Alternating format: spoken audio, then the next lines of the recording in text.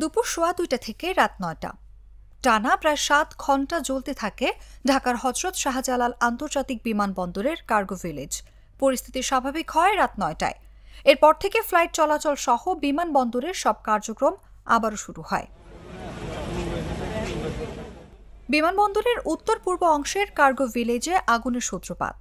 জানা গেছে ওই অংশে দেশের বাইরে থেকে আমদানি হওয়া পণ্য মজুত রাখা হতো। আগুন নেভানোর কাজে একে একে যোগ দেয় ফায়ার সার্ভিসের 37টি ইউনিট। তাদের সঙ্গে অংশ নেয় সিভিল এভিয়েশন ও বিমান বাহিনীর ফায়ার ইউনিটও।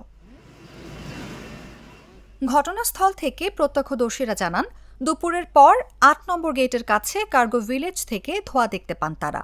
এরপর দ্রুতই আগুন ছড়িয়ে পড়ে।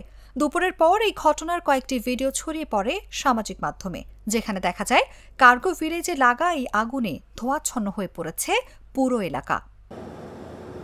এ সময় কার্গো ভিলেজের বাইরে ভিড় করেন বিপুল সংখ্যক উৎসুক জনতা। বিমান বাহিনীর পক্ষ থেকে মাইকিং করে উৎসুক জনতাকে সরিয়ে দিতেও দেখা যায়।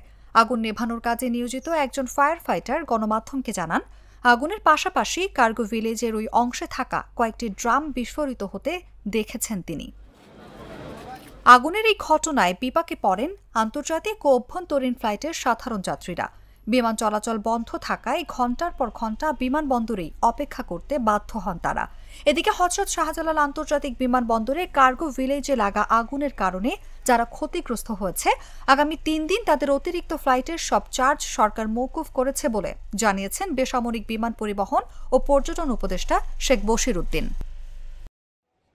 রোববার শাহজালাল বিমানবন্দরের সবশেষ পরিস্থিতি নিয়ে সাংবাদিকদের সঙ্গে আলাপকালে একথা বলেন তিনি।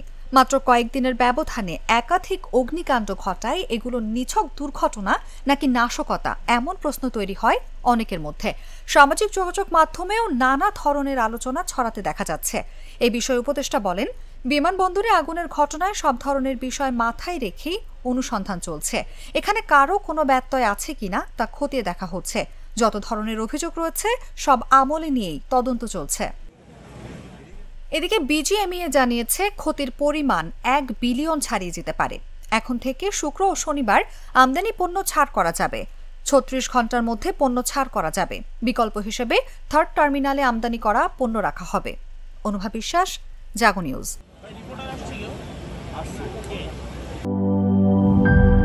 শিয়া বাটার ও ভিটামিন ই সমৃদ্ধ লিলি বিউটি সোপ, তারুণ্যময় উজ্জ্বল ত্বকের জন্য। রিমার্ক